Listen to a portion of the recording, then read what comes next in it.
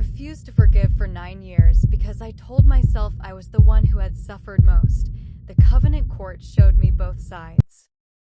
My name is Rachel Denise Calloway. I am 42 years old. I died for 18 minutes on March 7, 2021. And in that time, I stood before a truth I had been running from for 9 years. I thought I was the victim. I rehearsed it so many times it became my identity. The wronged wife. The faithful one. The woman who stayed even after everything fell apart. I wore that story like armor. I slept inside it. I breathed it every single morning when I opened my eyes and looked across the bed at the man I had decided, without ever saying it out loud, I would never fully forgive. I need you to understand something before I tell you what happened to me. David and I were not a screaming couple. We did not throw things. We did not curse at each other across the kitchen or slam doors hard enough to shake the walls. From the outside, we were fine. We sat together at church every Sunday, third row from the left. I sang on the praise team. David shook hands at the door. People told us we were a beautiful family. And I would smile and say thank you and mean absolutely none of it. Because inside our home, we were strangers who had memorized each other's schedules. It started 9 years before I died. 2 years into our marriage, David made a decision. A financial decision. He did not consult me. He did not warn me. He took our savings. Everything we had built together in those first 2 years and invested it into a business venture with a college friend. He told me about it after the papers were signed. I remember standing in our kitchen, holding a cup of coffee that had gone cold, just staring at him. Not screaming. Not crying. Just staring. Like I was watching a stranger explain something that had nothing to do with me. The business failed in 7 months. We lost the house. We lost the savings. We spent the next 2 years moving between a rental apartment and my mother's spare bedroom, rebuilding from absolute zero. David apologized. He apologized in the car. He apologized over dinner. He wrote me a letter once, 4 pages, handwritten, and slid it under the bathroom door while I was getting ready for work. I read it. I folded it neatly. I put it in a drawer. And I said the words he needed to hear. I forgive you, David. I said it clearly. I said it looking directly at him. And every single word was a lie. Not because I wanted to lie, but because I had no idea, what real forgiveness actually required of me. I thought saying the words was the act. I thought the declaration was the transaction. You say it, you file it, you move forward. What I did not understand, what no one had ever sat me down and told me plainly, was that forgiveness is not a sentence you speak once. It is a choice you make every single morning when the wound tries to reopen. And I had been choosing every morning for 7 years to let it bleed. We rebuilt the finances. We bought a new house, smaller than the first one, on a quieter street, with a backyard David spent an entire summer fixing up because he thought it would make me happy. I watched him work out there on weekends. Watched him haul mulch and plant things and sweat through his shirts in the July heat. And instead of feeling moved by the effort, I felt something I am ashamed to name even now. I felt satisfaction. A quiet, ugly satisfaction that he was working that hard to earn something I had already decided he would never fully get back. That is who I had become. And I did not see it. I genuinely did not see it. I told myself the distance between us was his fault. He made the decision. He broke the trust. He was the one who should be spending every remaining year of this marriage making it right. I was simply protecting myself. That is what I called it, protection. Self-preservation. Wisdom. I had a whole vocabulary built around my bitterness that made it sound like spiritual maturity. But here is what bitterness actually looked like inside our home. It looked like me going quiet the moment a conversation edged anywhere near finances. Not yelling. Not accusing. just shutting down completely, pulling every warmth out of the room like I was adjusting a thermostat. David would see it happen. I could watch his face change. That particular tightening around his eyes, the way his shoulders dropped slightly, and I knew he knew what it meant. And I let him sit in it. I let him feel the cold and wonder if today would be the day I finally thawed. It looked like me, in the middle of a normal evening, referencing something he had said in 2013 as evidence of a pattern. Not loudly, quietly, slipping it into the conversation like a blade between sentences. Watching him flinch, watching him try to recover, and feeling, God forgive me, feeling like justice had been served. It looked like Sunday mornings when I would stand on that stage and lift my hands and sing about grace with my whole chest while David sat in the third row, and I had not touched him with genuine warmth in 4 days. David tried. I need to say that plainly because the courtroom showed me plainly. He tried. He suggested date nights, and I agreed with zero enthusiasm. He brought home flowers twice a year. Not on the obvious holidays, on ordinary Tuesdays, which told me he had actually thought about it, and I put them in a vase and said thank you in the same voice I used to confirm a dentist appointment. He once signed us up for a marriage retreat at our church, and I manufactured a scheduling conflict 2 weeks before the date. I did not want to be healed. I wanted to be right. And those two things, I was about to discover, cannot occupy the same soul at the same time. It was a Sunday evening. March 7th, 2021. And it started the way all our worst fights started, not with a bang, but with a quiet sentence that carried 9 years of weight inside it. David mentioned selling the car. That was all.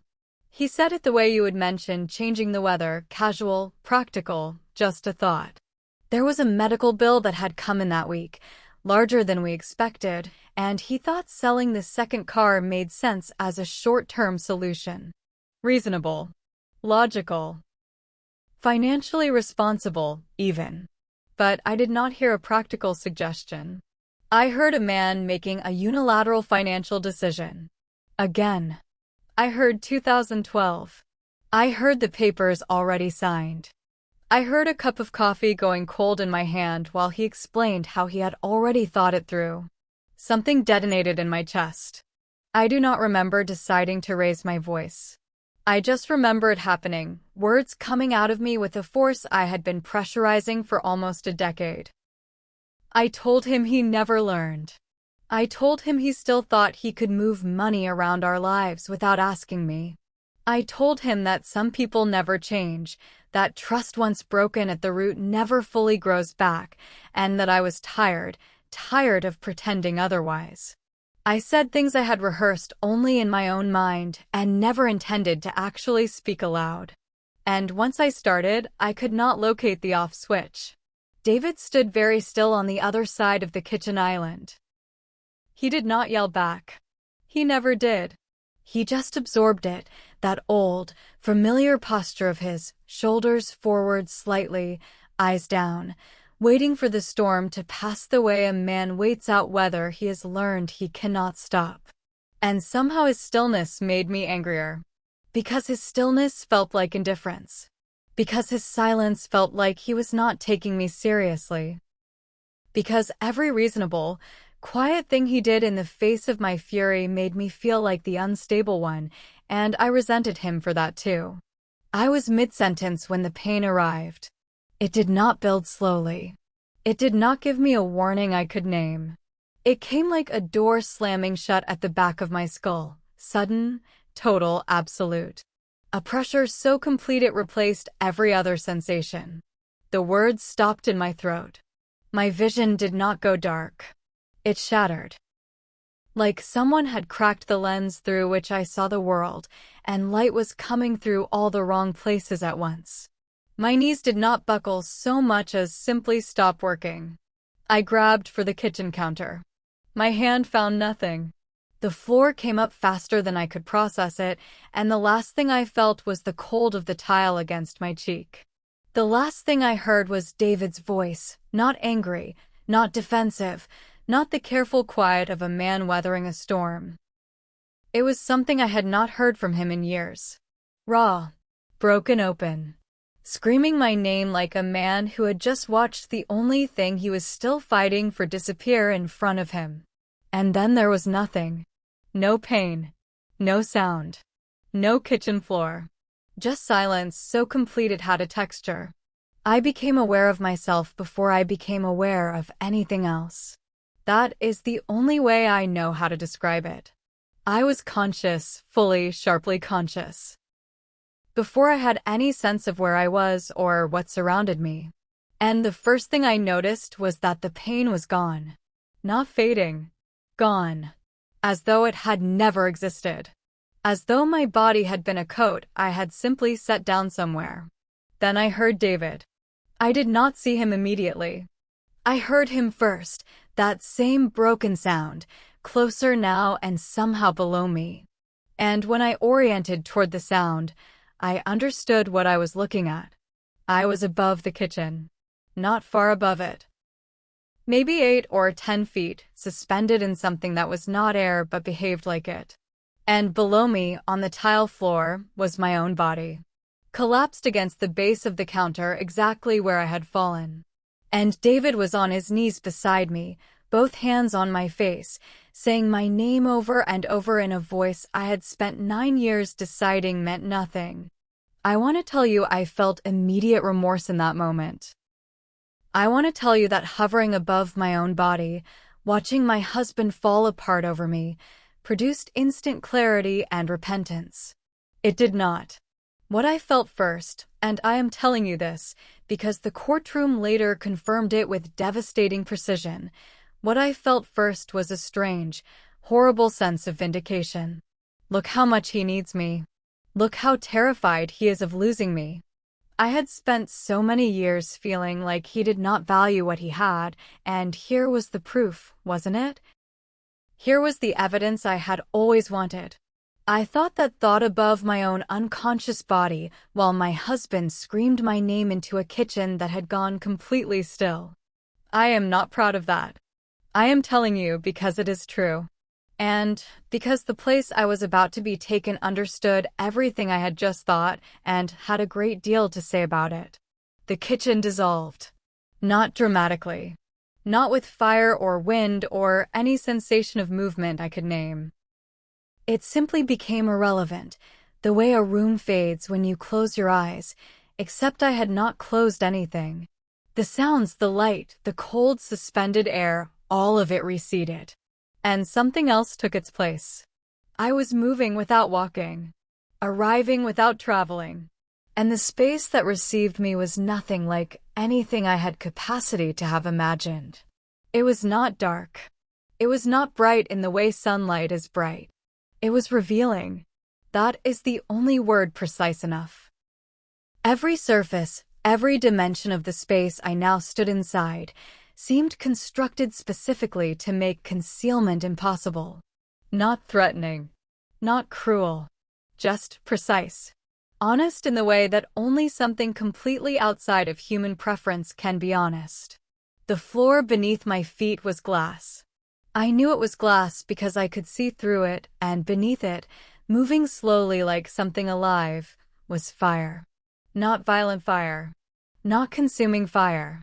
But fire that seemed to be reading. Each flame a different depth of color, shifting with a patience that felt deliberate, and I understood without being instructed that what burned beneath me was not punishment. It was record. Every flame was a moment. Every color a choice. And I was standing on top of all of it. The ceiling, if it was a ceiling, was beyond my sight. Scrolls were descending from somewhere above me, their edges traced in faint gold, unfurling slowly as they lowered. They did not fall.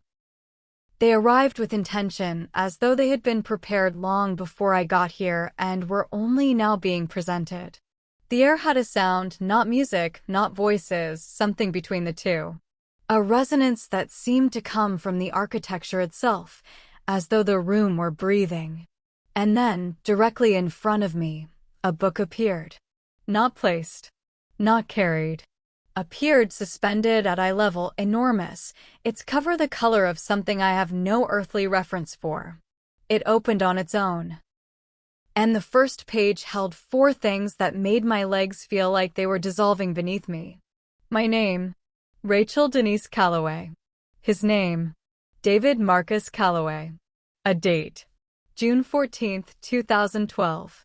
And below the date, written not in ink but in something luminous, something that seemed to generate its own light from inside the letters themselves, were the words we had spoken to each other on that day. The vows. Every single word. Not a summary. Not a paraphrase. The exact words. The promises I had made in a white dress in front of 200 people and God himself, in a voice that shook slightly because I meant every syllable. I had not thought about the specific wording of my vows in years. I had thought about the marriage, about the failure, about the wound, but not the vows. Not the actual words I had spoken freely, without coercion, with my whole heart engaged. Seeing them written in light, I cannot explain what that does to a person. It does not feel like accusation. It feels like being shown a photograph of yourself as a child, someone you recognize completely but have long since abandoned without realizing it. I stood in front of those words for what felt like a very long time. And then the scrolls reached eye level. And the first one unfurled fully.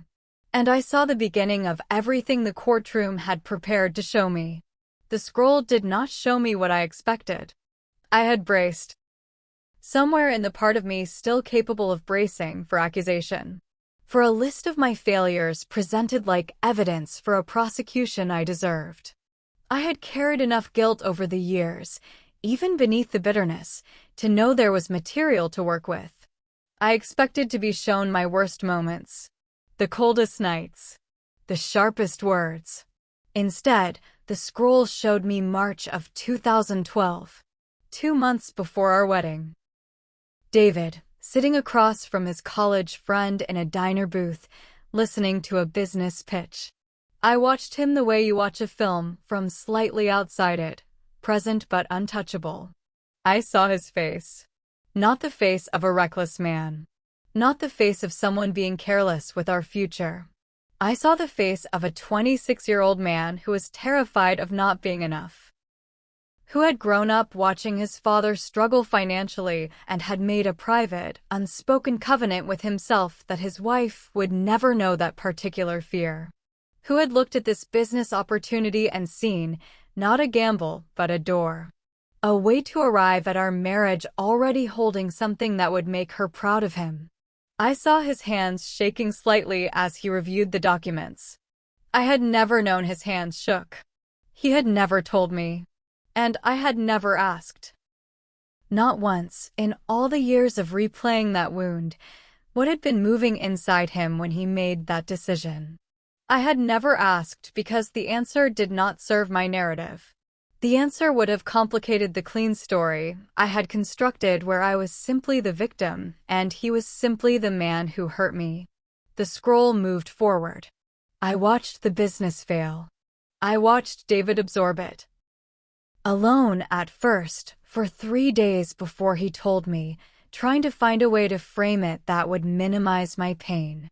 I watched him rehearse the conversation in the car outside our apartment. I watched him walk inside.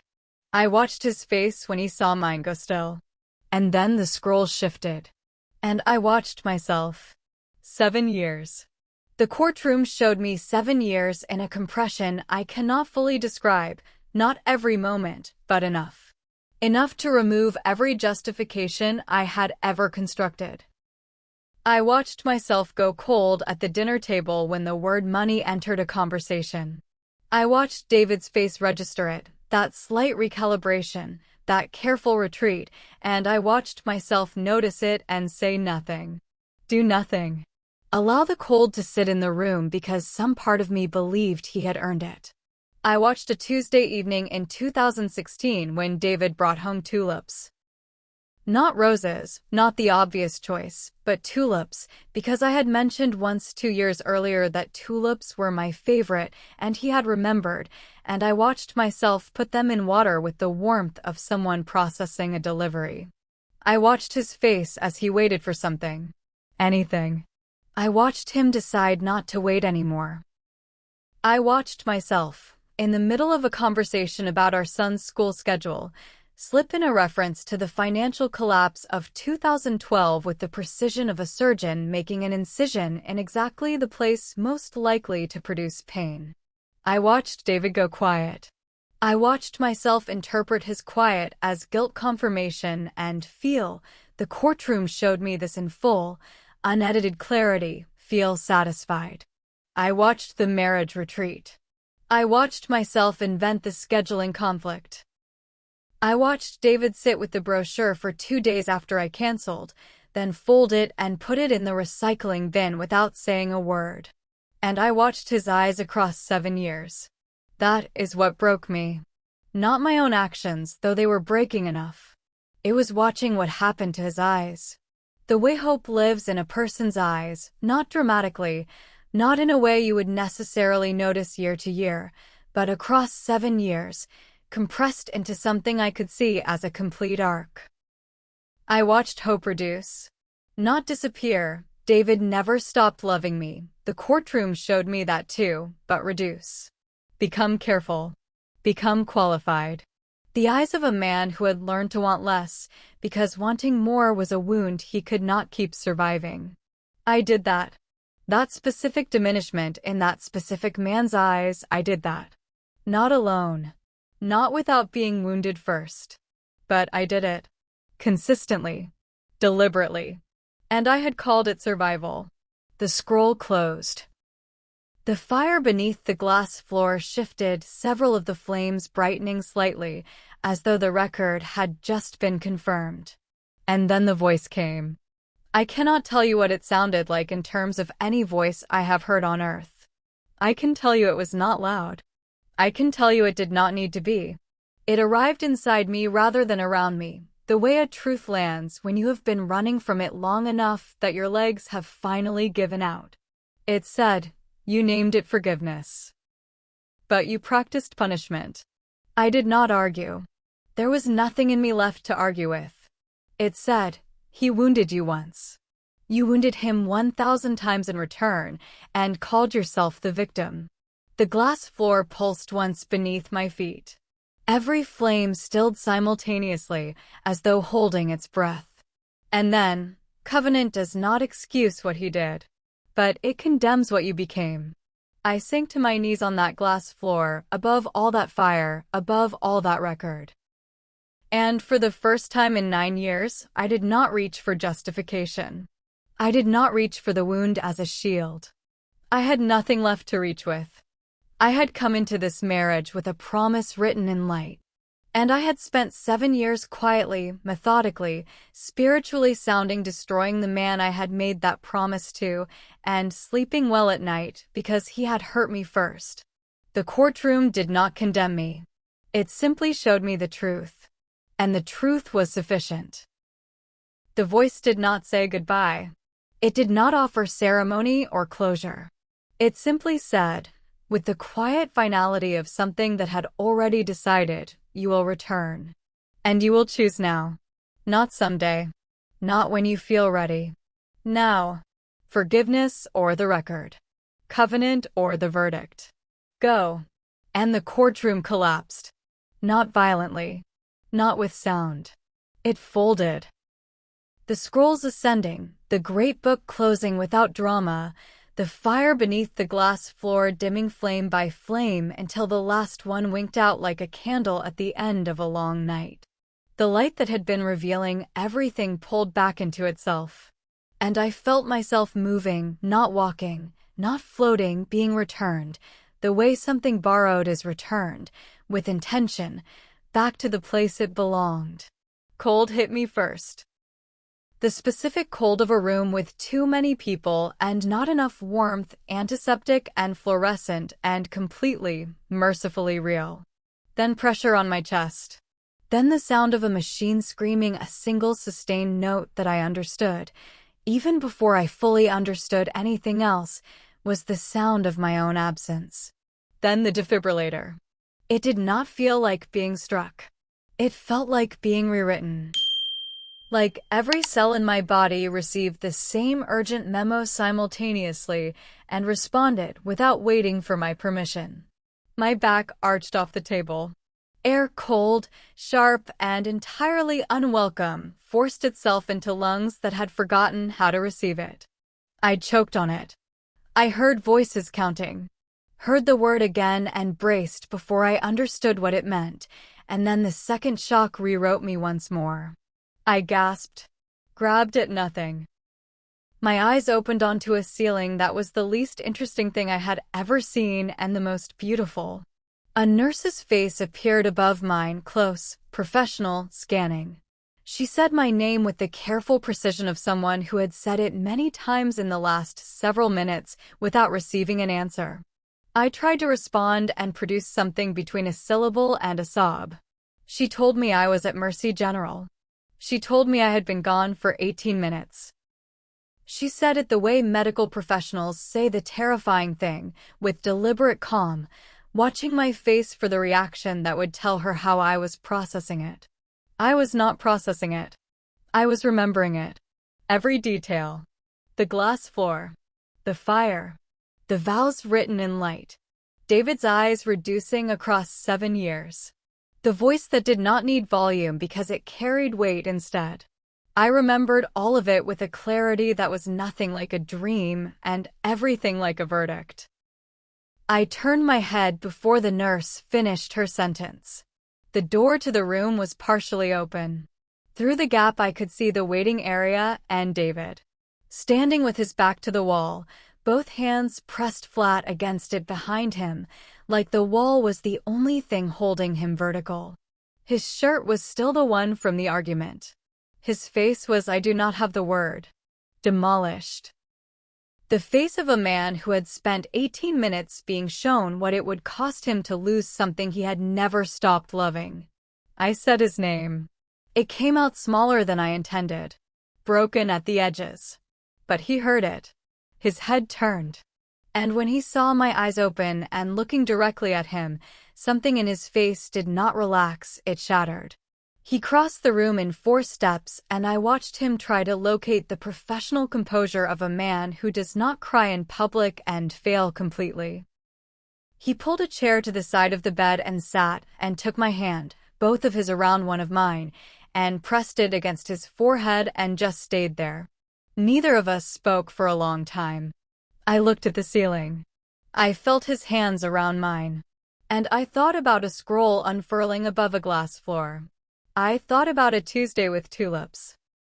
I thought about a man rehearsing a conversation in a car outside an apartment, trying to find a way to protect me from pain he had caused, which was a flawed and foolish and very human thing to do. I thought about vows written in light.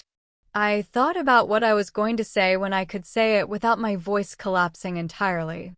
I did not say it that night. Not because I was hiding from it. I was done hiding. The courtroom had made hiding feel physically impossible. But because I needed what I had seen to settle into me completely before I tried to translate it into words. Some truths are too large to speak while they are still arriving. I lay in that hospital bed through the night with David asleep in the chair beside me, his hand still loosely around mine even in sleep, and I went over everything the courtroom had shown me. Not to analyze it. Not to find the angle where I still came out partially right. Just to hold it. To let it be exactly what it was without flinching away. By morning I was ready. David was awake before me, or had never fully slept, I could not tell. He was sitting forward in the chair with his elbows on his knees, watching me the way you watch something fragile you are not sure survived the night. When my eyes opened and found his, he straightened and started to say something, some version of "how are you feeling," the responsible opener, and I stopped him. I said, "I need to tell you something, and I need you to let me finish before you respond." He went still. The particular stillness I had spent 9 years interpreting as indifference. I understood now, watching it, that it was not indifference. It was the stillness of a man who had learned to be very careful with hope, who had been disappointed enough times that he no longer let himself fully arrive at a moment until he was certain it was real. I said, "I have not forgiven you. Not truly. Not in 9 years." I said the word and I kept the wound. I used it.